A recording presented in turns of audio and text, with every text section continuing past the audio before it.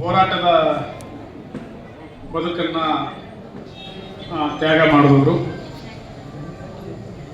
ಭದ್ರಾವತಿಯಲ್ಲಿ ನಾನು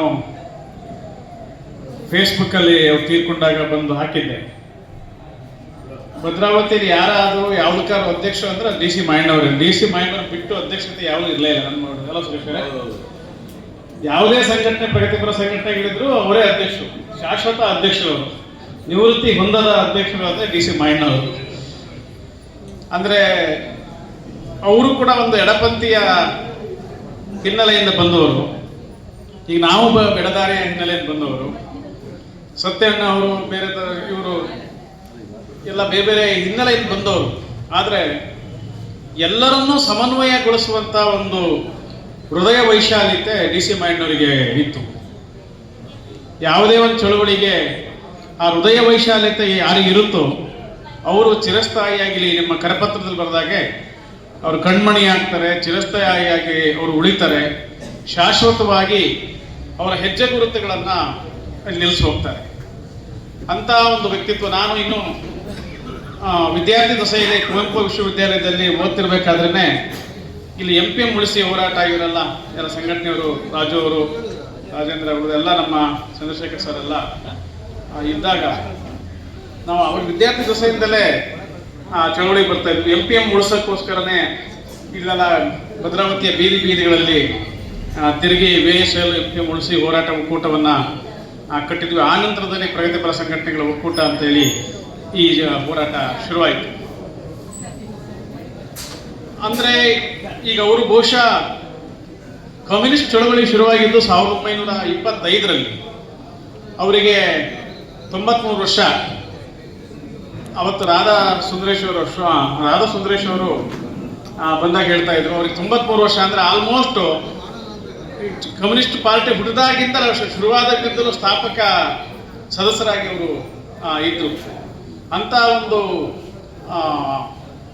ಚರಿತ್ರೆಯನ್ನ ಹೊಂದಂತ ಕಮ್ಯುನಿಸ್ಟ್ ಪಕ್ಷ ಅಂದರೆ ಅವಿಭಜಿತ ಕಮ್ಯುನಿಸ್ಟ್ ಪಕ್ಷ ಏನಿತ್ತು, CPI CPM ಅವಾಗ ಡಿವೈಡ್ ಆಗಿರಲಿಲ್ಲ. ಅವಿಭಜಿತ ಕಮ್ಯುನಿಸ್ಟ್ ಪಕ್ಷದ ಸ್ಥಾಪಕ ಸದಸ್ಯರಲ್ಲಿ ಡಿ ಸಿ ಮಾಯಣ್ಣವರು ಕೂಡ ಒಬ್ಬರಾಗಿದ್ದು.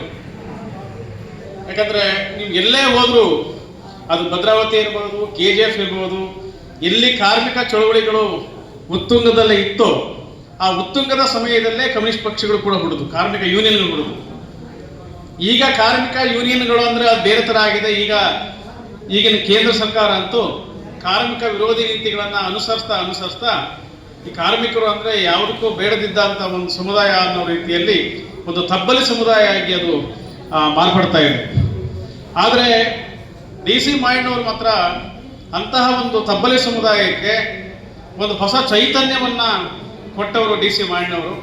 ಅವರೆಲ್ಲ ಹೇಳ್ತಾ ಇದ್ರಲ್ಲ, ಅವರು ಚಿಕ್ಕದಾದಂಥ ಒಂದು ಬ್ಯಾಗು ಮತ್ತು ಅದೇ ಒಂದು ಸರಳತೆ, ಸಜ್ಜನತೆ, ಒಂದು ಸಜ್ಜನಿಕೆ, ಮೈವೆತ್ತಂತ ಇದ್ರು. ಸುಮಾರು ಸಲ ಕಮ್ಯುನಿಸ್ಟರ ಬಗ್ಗೆ ಕೆಲವು ಆರೋಪಗಳಿರ್ತವೆ. ಕಮ್ಯುನಿಸ್ಟು ಸ್ವಲ್ಪ ಅವರಿಗೆ ಸ್ವಲ್ಪ ಸೈದ್ಧಾಂತಿಕ ಅಹಂ ಇರುತ್ತೆ ಅಂತ.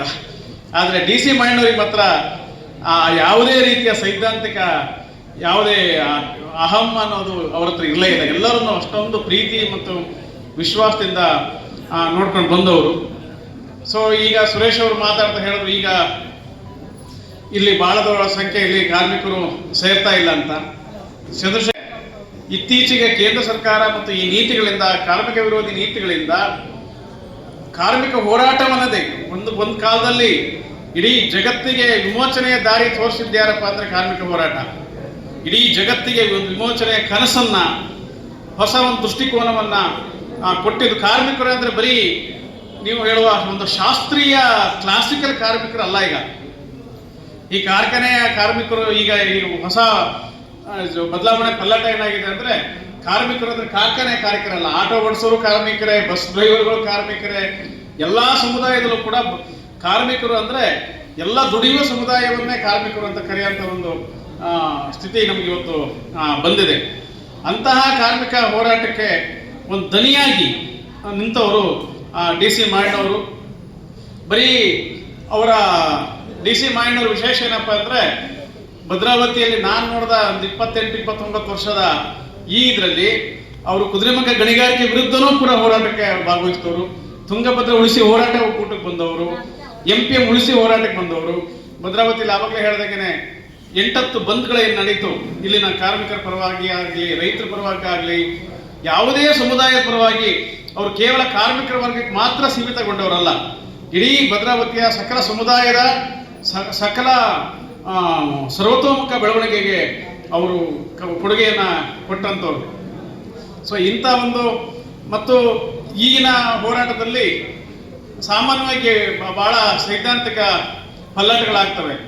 ಆದರೆ DC ಮಾಯಣ್ಣವ್ರು ಮಾತ್ರ ಎಂದೆಂದಿಗೂ ಕೂಡ ತನ್ನ ಸೈದ್ಧಾಂತಿಕ ಬದ್ಧತೆಯನ್ನು ಅವರೆಲ್ಲೂ ಬಿಟ್ಟುಕೊಟ್ಟವರಲ್ಲ. ಅವ್ರ ಸೈದ್ಧಾಂತಿಕ ಬದ್ಧತೆಯನ್ನು ಕೊನೆಯ ತನಕನೂ ಕೂಡ ಉಳಿಸ್ಕೊಂಡು ಬಂದವರು. ಆ ಕಾರಣಕ್ಕೆ ಭದ್ರಾವತಿಯಲ್ಲಿ ನಾವು ಇಷ್ಟು ಸಂಖ್ಯೆಯಲ್ಲಿದ್ದರೂ ಕೂಡ ಎಲ್ಲ ಸಂಘಟನೆಗಳು ಒಟ್ಟುಗೂಡಿ ಅವರಿಗೆ ಗೌರವ ಸಲ್ಲಿಸ್ತೀವಿ ಅಂದ್ರೆ ಅರ್ಥ ಅವರು ಅಷ್ಟೊಂದು ಗೌರವಕ್ಕೆ ಅರ್ಹತೆಯನ್ನು ಪಡ್ಕೊಂಡವರು.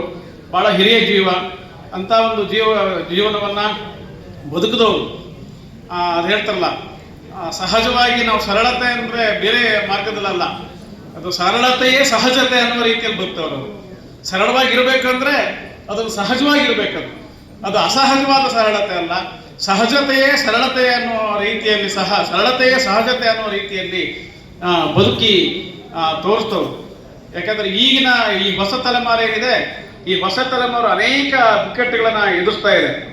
ನಿಮ್ಗೆ ಗೊತ್ತಿರಬಹುದು, ಈಗ ನಮ್ದೀಗ ಆರ್ಟಿಫಿಷಿಯಲ್ ಇಂಟೆಲಿಜೆನ್ಸಿ ಕಾಲಘಟ್ಟ ಇದು. ಈಗ ನಾವು ಇಲ್ಲಿ ಕರಪತ್ರ ಕೊಡ್ತಾ ಇದ್ರು ರಾಜು ಅವರು. ಈ ಕರಪತ್ರ ಓದೋದು ಎಷ್ಟು ಜನ ಓದ್ತಾರೆ ಅನ್ನೋದು ನಮ್ಗೆ ಗೊತ್ತಿಲ್ಲ. ಕರಪತ್ರ ಓದೋದು, ಪೇಪರ್ ಓದೋದು, ಈ ಥರ ಓದೋದು ಎಲ್ಲವೂ ಕೂಡ ಮೊಬೈಲಲ್ಲಿ. ಇಡೀ ಜಗತ್ತು ಮೊಬೈಲ್ ಸುತ್ತ ಗಿರ್ಕಿ ಹೊಡಿತಾ ಇದೆ. ಆರ್ಟಿಫಿಷಿಯಲ್ ಇಂಟೆಲಿಜೆನ್ಸಿ ಕಾಲಘಟ್ಟದಲ್ಲಿ DC ಮಾಯಣ್ಣವರವರ ಪರಂಪರೆ ಏನಿದೆ, ಆ ಪರಂಪರೆ ಅನ್ನೋದು ಶಾಶ್ವತವಾಗಿ ನಾವೆಲ್ಲ ಉಳಿಸ್ಬೇಕಾಗಿದೆ.